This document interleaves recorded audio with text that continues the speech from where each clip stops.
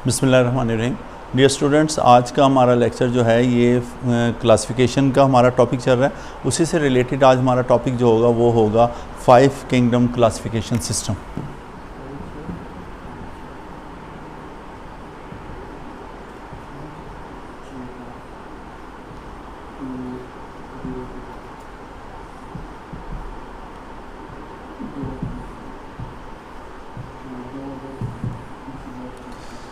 Dear students, जैसे कि पिछले 2 लेक्चर्स में मैंने आपको बताया था कि हमें क्लासिफिकेशन लाजमी करनी पड़ती है क्योंकि ऑर्गेनिज़म्स की तादाद बहुत ज़्यादा है। 20 millions different type of organism we have. और उसके साथ साथ मैंने आपको 2 सिस्टम समझा भी दिए थे। 2 किंगडम सिस्टम, जिसमें मैंने आपको बताया था कि एरिस्टोटल ने तमाम ऑर्गेनिज़म्स को न्यूट्रिशन, मोड ऑफ न्यूट्रिशन और मूवमेंट के अतबार से 2 किंगडम में डिवाइड किया, किंगडम प्लांटी और एनिमीलिया। हमने उसको कुछ बुनियादों पे रद्द कर दिया, जिनमें पहली बुनियाद तो ये थी कि इसमें प्रोकैरियोट्स और यूकैरियोट्स का कोई फ़र्क मौजूद नहीं था। और दूसरा जो फ़र्क था वो ये था, या जो हमारे पास जो इसमें एतराज़ किया गया था वो ये था कि यूग्लिना टाइप ऑर्गेनिज़म, जिनमें बोथ प्लांट्स एंड एनिमल्स दोनों की खुसूसियात होती हैं, उनके लिए कोई अलग से किंगडम नहीं था। 3 किंगडम सिस्टम मैंने आपको समझाया कि जिसमें तमाम ऑर्गेनिज़म्स के लिए 3 किंगडम सिस्टम बना दिए गए, यानी प्लांटी और एनिमीलिया के अलावा यूग्लिना टाइप ऑर्गेनिज़म्स को एक नए किंगडम प्रोटिस्टा में रख दिया गया। आज हम ये देखेंगे कि 5 किंगडम सिस्टम क्या है। देखें, 3 किंगडम सिस्टम पे जो बेसिक हमारे पास जो एतराज़ आए थे, जो उनके ऊपर जो साइंटिस्ट ने कहा था कि ये दुरुस्त नहीं है, उनकी जो वजूहात बताई गई थी वो पहली यही थी कि उसमें भी प्रोकैरियोट्स और यूकैरियोट्स के लिए कोई अलग से डिफरेंस मौजूद नहीं था। हमारे सामने कोई क्लियर कट किंगडम नहीं था कि जिसमें हम बता सकेंगे ये किंगडम प्रोकैरियोट्स के लिए है और ये यूकैरियोट्स के लिए है।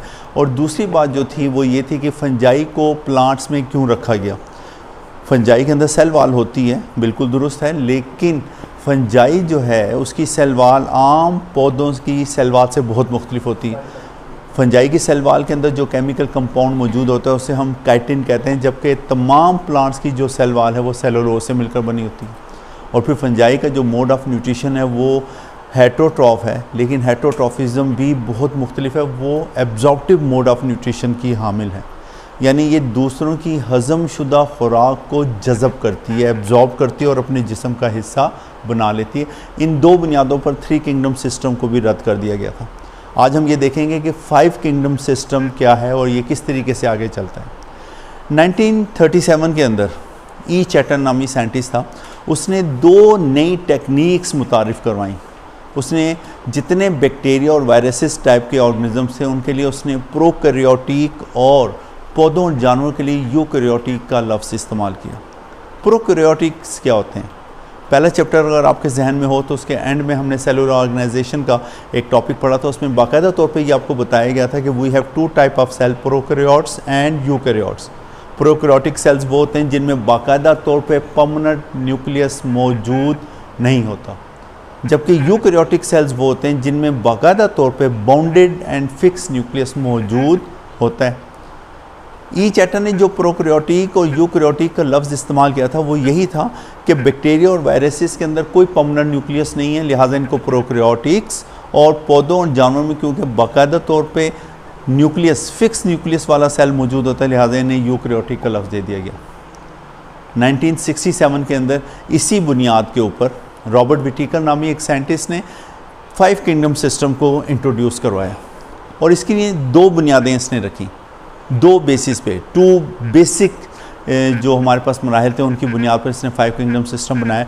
इसने पहला जो बुनियाद थी वो इसने रखी सेलुलर ऑर्गेनाइजेशन। और वो कौन कौन सी होती है? Unicellular, simple multi cellular and multi cellular. यानी हमारे पास ये भी पहले चैप्टर में आप पढ़ चुके हैं कि हमारे पास जो सेलुलर ऑर्गेनाइजेशन है वो 3 तरह की होती है।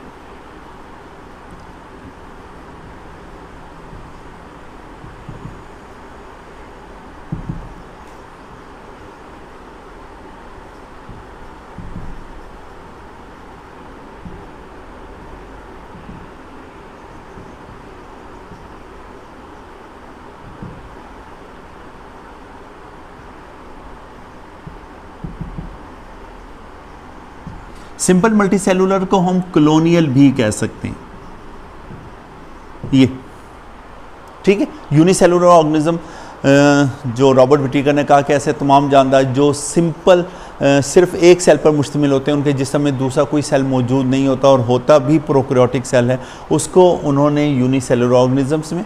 सिंपल मल्टी सेलुलर जो हैं वो उसने कहा कि ऐसे जानदार हैं जिनमें एक ही सेल मौजूद होता है लेकिन ये कॉलोनीज़ की शक्ल में भी आ सकते हैं।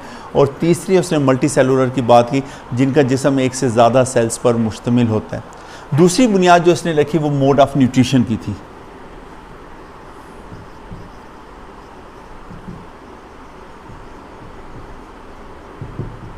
और मोड ऑफ न्यूट्रिशन भी 3 तरह की होती है हमारे पास, ऑटोट्रॉफ,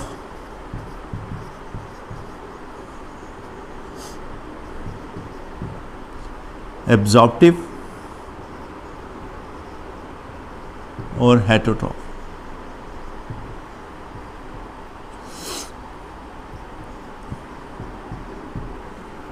ऑटोट्रॉफ वो होते हैं जो अपनी खुराक खुद तैयार करते हैं with the help of photosynthesis और केमोसिंथेसिस, ये कल मैंने आपको समझा दिया था। एब्जॉर्प्टिव मोड ऑफ न्यूट्रिशन के हामिल वो जानदार होते हैं जो अपनी खुराक खुद तैयार नहीं करते, दूसरों से लेते हैं लेकिन उसको हज़म खुद नहीं करेंगे बल्कि डाइजेस्टिव फूड को वो एब्जॉर्ब करते हैं, दूसरों से हज़म शुदा खुराक को एब्जॉर्ब करते हैं।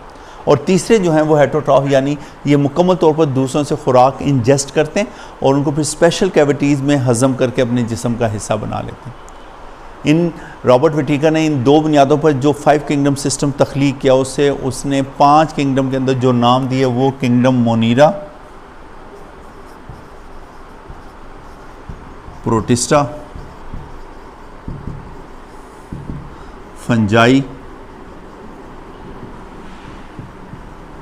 Plantae and Animalia. ये इसने 5 किंगडम सिस्टम बनाया। तमाम जानदारों को उसने 5 किंगडम्स के अंदर डिवाइड कर दिया, मोनरा, protista, Fungi, Plantae and Animalia. 1988 के अंदर 2 साइंटिस्ट हैं, मार्गुलिस एंड श्वार्ट्ज, उन्होंने एक और चीज़ इंट्रोड्यूस करवाई।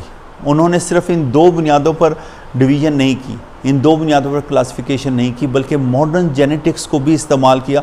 लेकिन उन्होंने 5 किंगडम सिस्टम को एज़ इट इज़ रखा, लेकिन मॉडर्न जेनेटिक्स इस्तेमाल करते हुए मज़ीद इसमें बेहतरी लाई और 5 किंगडम सिस्टम हमारे सामने एज़ इट इज़ जैसे आज मौजूद है वो सामने आए। किंगडम मोनीरा क्या चीज़ है? किंगडम मोनीरा में हम उन जानदारों को शामिल करते हैं जिनमें किसी किस्म का न्यूक्लियस मौजूद नहीं होता, यानी ये प्रोकैरियोट्स हैं।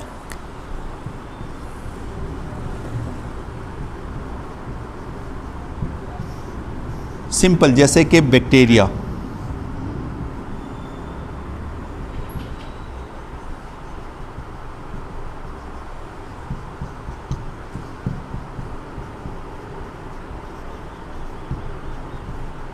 ठीक है। और इसकी बुनियादी खसूसियात क्या होती है कि have no nucleus in their cell, इनके सेल में किसी किस्म का कोई न्यूक्लियस मौजूद नहीं होता। ये ऑटोट्रॉफ भी हो सकते हैं, हेटेरोट्रॉफ भी हो सकते हैं, क्योंकि इनके कुछ, जैसे सिंपल बैक्टीरिया है हमारे पास, ये हेटेरोट्रॉफ है, दूसरों से खुराक लेता है। ऑटोट्रॉफ भी हो सकते हैं जैसे कि साइनोबैक्टीरिया। साइनोबैक्टीरिया को हम एक और नाम भी देते हैं और वो है ब्लू ग्रीन एल्गी। और ब्लू ग्रीन एल्गी हम क्यों कहते हैं? क्योंकि इसमें 2 कलर पिगमेंट्स मौजूद होते हैं, ग्रीन कलर का क्लोरोफिल और ब्लू कलर का फाइकोसाइनिन, और इन्हीं 2 कलर्स की बुनियाद पर हम इसको ब्लू ग्रीन एल्गी भी कहते हैं। लिहाजा प्रोकैरियोट्स में या मोनरा के अंदर जो ऑर्गेनिज्म शामिल होंगे वो simple bacteria and cyanobacteria.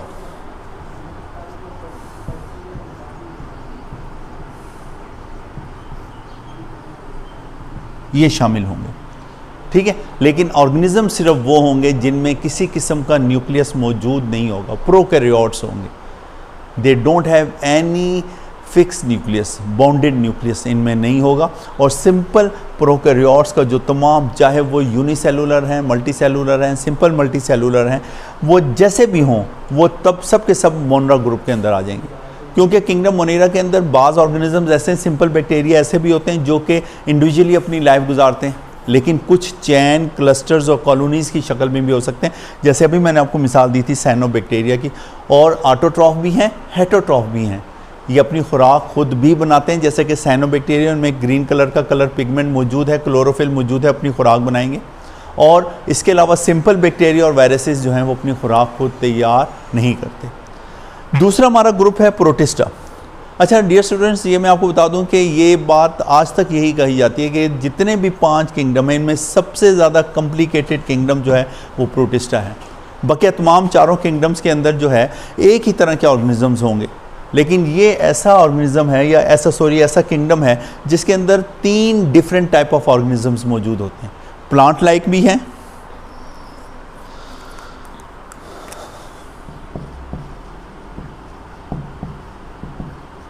Animal like भी हैं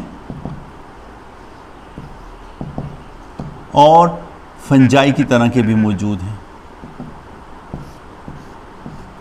ये 3 डिफरेंट टाइप ऑफ ऑर्गेनिजम्स मौजूद हैं। ठीक है, बेसिकली अगर आप देखें तो प्रोटिस्टा कौन से हैं?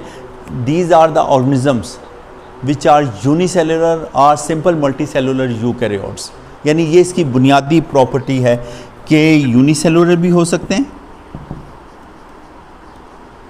और सिंपल मल्टीसेलुलर भी।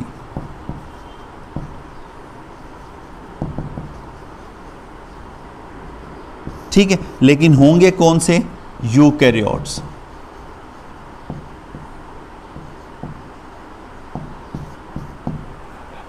और फिर 3 डिफरेंट टाइप के ऑर्गेनिज्म होंगे। जैसे प्लांट्स की तरह के आपके पास कौन से मौजूद हैं? इसके अंदर हमारे पास एल्गी है,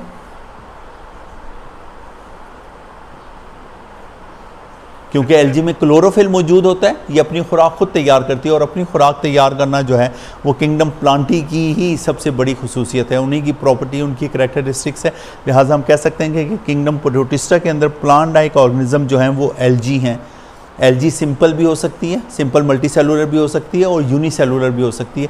ये क्लस्टर, चेन्स या कॉलोनीज़ की शक्ल में भी आपको आसानी से नज़र आ सकती है। एनिमल लाइक जो हैं वो प्रोटोजोन हैं, जैसे कि सिंपल बैक्टीरिया, अमीबा।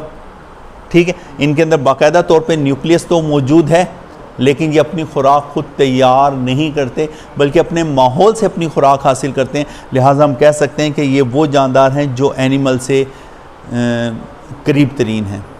और तीसरा जो है वो हमारे पास है फंजाई लाइक, जैसे इसकी आम मिसाल जो है वो स्लाइम मोल्ड्स।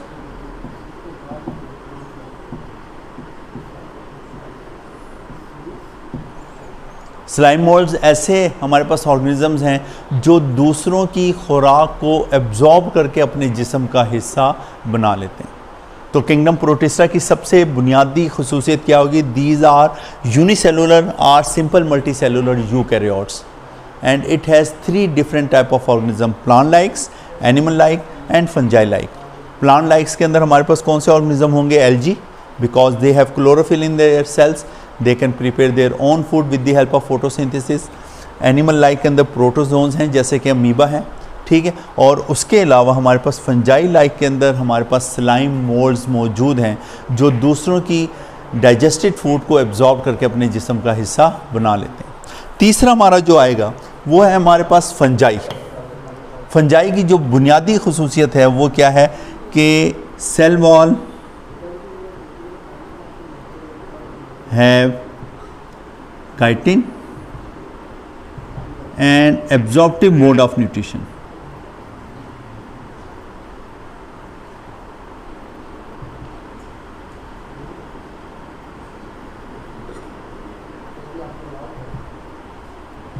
जिसकी आम सी मिसाल जो है वो मशरूम्स हैं।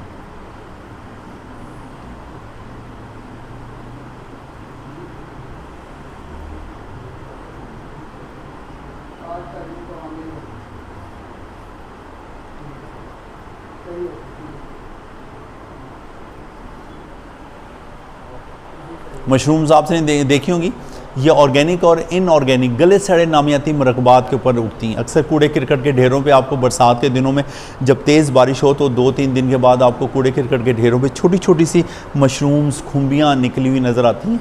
ठीक है, और ये मशरूम जो हैं ये उन ऑर्गेनिक कंपाउंड्स के ऊपर मखसूस किस्म के डाइजेशंस या डाइजेस्टिव एंजाइम रिलीज़ करती हैं जो इन कॉम्प्लिकेटेड ऑर्गेनिक कंपाउंड्स को सिंपल कंपाउंड में तब्दील करते हैं, जो कि इनके राइजाइड्स के ज़रिए हज़म होती हैं, जज़ब होती हैं और ये उसको अपने बॉडी पार्ट्स में तब्दील कर लेती हैं।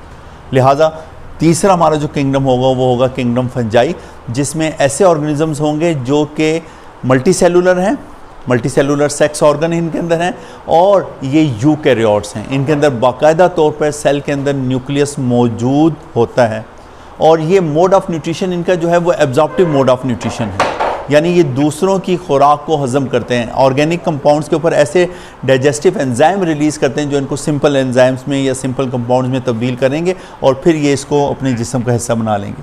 किंगडम प्लांटी की सबसे इंपॉर्टेंट खसूसियत ये ऑटोट्रॉफ हैं, अपनी खुराक खुद तैयार करते हैं। इनमें बाकायदा तौर पे क्लोरोफिल मौजूद होता है और ये फोटोसिंथेसिस या केमोसिंथेसिस के ज़रिए अपनी खुराक तैयार करते हैं। इनके लाइफ साइकिल के अंदर बाकायदा तौर पे एम्ब्रियो बनाया जाता है, ठीक है, और ये मल्टी सेलुलर सेक्स ऑर्गन के हामी होते हैं और अपनी खुराक खुद सेडेंट्री होते हैं, मूव नहीं करते, अपनी जगह से कभी भी हरकत नहीं करते। और इनकी सिंपल सी आम मिसालें, जितने भी आपके सामने दरख्त पौधे आपको नज़र आते हैं वो सब के सब इन्हीं की मिसालें हैं।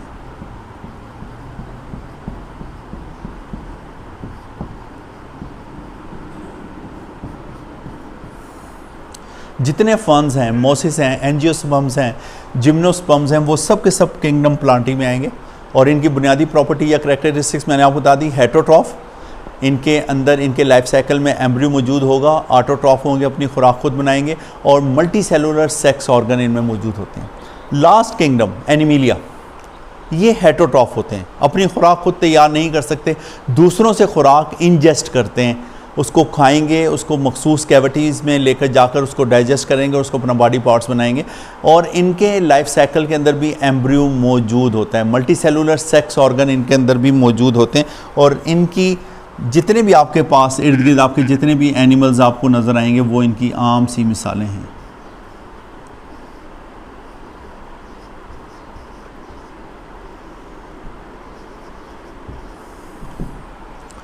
ठीक है जी, तो आज हमने जो 5 किंगडम सिस्टम देखा वो मैंने आपको बता दिया कि ई चैटन ने 1937 के अंदर इस पर काम शुरू किया था। प्रोकैरियोटिक और यूकैरियोटिक की टेक्निक को इस्तेमाल करते हुए 1967 के अंदर रॉबर्ट विटिकर ने 5 किंगडम सिस्टम को इंट्रोड्यूस करवाया। 1988 के अंदर मार्गोलिस और शवाज ने इसमें कुछ तरामीम की और ये हमारे पास 5 किंगडम सिस्टम आ गया। मोनरा में तमाम प्रोकैरियोट्स, चाहे वो यूनिसेलुलर हों या सिंपल मल्टी सेलुलर हों, प्रोटिस्टा में unicellular and simple multi cellular eukaryotes, fungi के अंदर सिर्फ फंगस या मशरूम्स और प्लांटी में सिर्फ पौधे, एनिमल्स के अंदर सिर्फ एनिमल्स शामिल हैं। और इनकी जो करैक्टरिस्टिक्स थी वो मैंने आपके सामने शो की। अगर किसी भी किस्म की कोई कन्फ्यूजन हो तो आप मुझसे इनबॉक्स के अंदर मालूमात कर सकते हैं। शुक्रिया।